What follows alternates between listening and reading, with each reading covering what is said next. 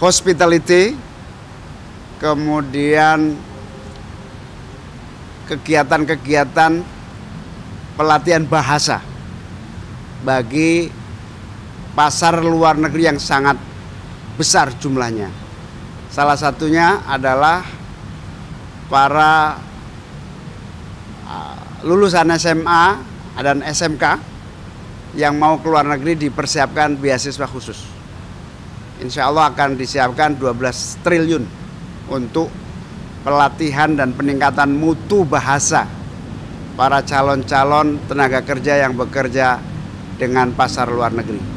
Tambahan untuk pakaian bekas. Oke, ya makasih.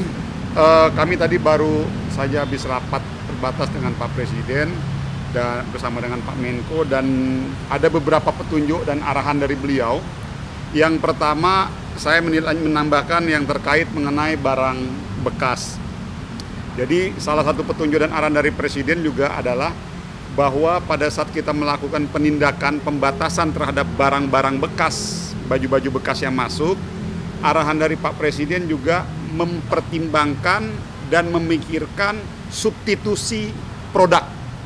Jadi misalnya pada saat pengusaha-pengusaha mikro ini, mereka selama ini menjual barang-barang bekas, pada saat ditutup, pastikan konsekuensinya mereka tidak akan ada barang jualan lagi. Nah, ditugaskan kepada kami, Kementerian UMKM, untuk segera menindaklanjuti substitusi produk-produk barang yang akan menggantikan para pengusaha-pengusaha di beberapa daerah-daerah thrifting ini, untuk dia juga bisa berjualan produk-produk lokal domestik kita. Jadi arahnya adalah bagaimana pengusaha-pengusaha mikro yang selama ini melakukan penjualan thrifting, dia juga bisa berganti menjual produk-produk lokal ciptaan anak-anak bangsa dari produsen-produsen pengusaha mikro dan kecil yang ada di Indonesia. Itu petunjuk dan arahan dari Pak Presiden. Artinya kita tetap memikirkan solusi bagaimana mereka juga bisa melanjutkan usahanya pada saat thrifting ini juga ditindaklanjuti. Lalu yang kedua adalah petunjuk dari Pak Presiden untuk segera mempercepat realisasi pembentukan sistem satu data terintegrasi, yaitu Sapa UMKM. Karena tadi Pak Presiden menyampaikan ada 57 juta pengusaha mikro, kecil dan menengah yang tersebar di Indonesia, tentunya tidak bisa dengan metode konvensional kembali. Jadi harus menggunakan metode teknologi dan digitalisasi untuk memberikan pelayanan dan perlindungan, baik itu terkait perizinan, pemberian akses perizinan, pemberian akses pembiayaan, pemberian akses pemasaran produk dan lain sebagainya, dibuat menjadi satu sistem yang terintegrasi, yang tadi petunjuk Pak Presiden yang sekarang sedang kita bangun, yaitu namanya Sapa UMKM, dan Pak Presiden tadi menegaskan segera direalisasikan. Insya Allah akan kita realisasikan segera dengan cepat. Lalu yang ketiga, petunjuk dari Pak Presiden juga terkait kemudahan akses perizinan kepada usaha mikro, kecil dan menengah, terkait sertifikasi, terkait bagaimana bisa mendapatkan izin BP POM, terkait bagaimana mempercepat sertifikasi halal, lalu bagaimana PIRT-nya, SNI dan lain sebagainya. Supaya apa? Supaya UMKM kita daya saingnya juga meningkat. Nah, itu juga arahan dari Pak Presiden. Dan yang terakhir, tadi petunjuk dari Pak Presiden terkait program penghapusan piutang yang kemarin sudah kita jalankan. Pak Presiden juga minta untuk segera ditindaklanjuti sesuai dengan perencanaan awal. Saya pikir itu petunjuknya dan arahannya. Terima kasih. Satu lagi yang lupa, bahwa pemutihan utang peserta BPJS Kesehatan. Pemutihan utang peserta BPJS Kesehatan akan segera dilakukan dengan melalui registrasi ulang kepada para peserta BPJS Kesehatan untuk bersiap-siap registrasi ulang, dan registrasi ulang itu membuat para peserta aktif kembali. Sip. Kalau skema pemutihan iuran tadi, apakah ditanggung oleh APBN atau BPJS Kesehatan? Ya, otomatis dengan sendirinya tanggungan itu akan diambil alih oleh BPJS Kesehatan. Nanti akan diumumkan segera.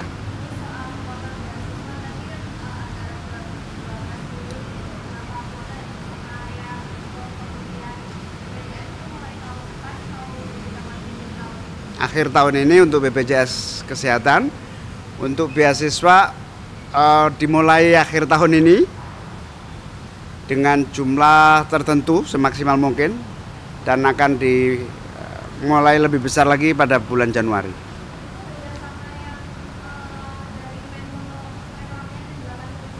Beda. Terus soal persaingan retail modern dan juga UMKM, kalau dari pemerintah sendiri apakah sudah mulai mengatur monitor izin pendirian retail modern terus agar lebih merata?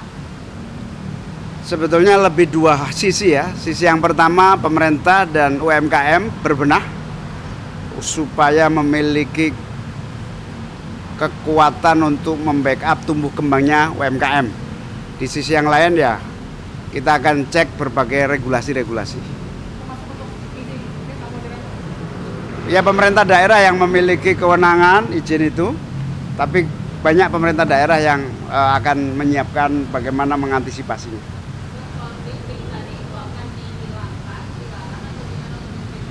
Dilarang. Iya, jadi gini, secara aturan tidak boleh melakukan impor barang bekas. Itu dulu, ini aturan ya. Namun kan di sisi lain, pemerintah juga tidak bisa membiarkan begitu saja kepada pengusaha-pengusaha yang memang sudah menjalankan. Jadi petunjuk dari Pak Presiden kepada Kementerian UMKM dalam hal ini saya, dikomandani oleh beliau, Pak Menko, agar menyiapkan solusi agar mereka tetap bisa berjualan. Namun diarahkan yang dijual adalah produk-produk dalam negeri kita. Jadi contoh kayak misalnya teman-teman yang ada di Senen, di Pasar Senen, ya nanti kita dorong mereka tetap bisa berjualan, tapi yang dijual adalah produk-produk dalam negeri kita. Masih banyak kok produk-produk dalam negeri kita kayak baju-baju kita yang bagus-bagus. Dan bahkan teman-teman distro di Bandung itu aja, mereka sekarang lagi, ya artinya produk-produknya bagus-bagus semua kayak baju-baju itu.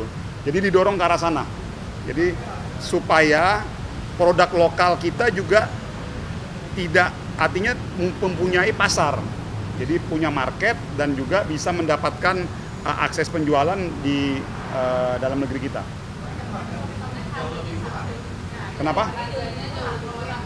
Enggak juga. Kami kemarin sudah panggil beberapa asosiasi baju, penjualan baju domestik kita, dan teman-teman thrifting juga sudah kita ajak bicara juga. Artinya ada juga barang-barang bekas itu yang harganya mahal sekali, karena kan itu kan nggak ada aturan gitu, bebas saja kan, penentuan harganya kan tergantung pedagang. Jadi maksud saya tolong begini ya, teman-teman harus paham, kita semua ada kepentingan yang lebih besar, yaitu menjaga produksi dalam negeri kita, menjaga UMKM domestik kita, menjaga UMKM yang memang dia memang memproduksi produk-produk di dalam negeri. Dan menurut kita pada saat akses pasarnya dikasih kesempatan dan mereka bisa bersaing kok dari segi harga, kualitas, model, fashion segala macam.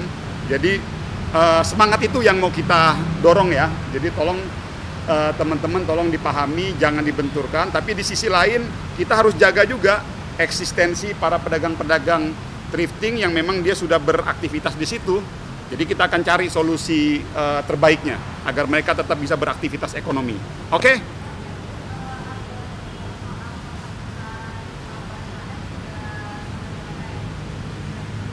Ya, kalau sementara kan masih di angka 67.000 UMKM. Kan berdasarkan data dari Bank Himbara kita ada kurang lebih 1 juta usaha mikro kecil menengah yang memang bisa dihapus tagihkan dan dihapus bukukan. Nah itu yang kita kan tindak lanjuti itu.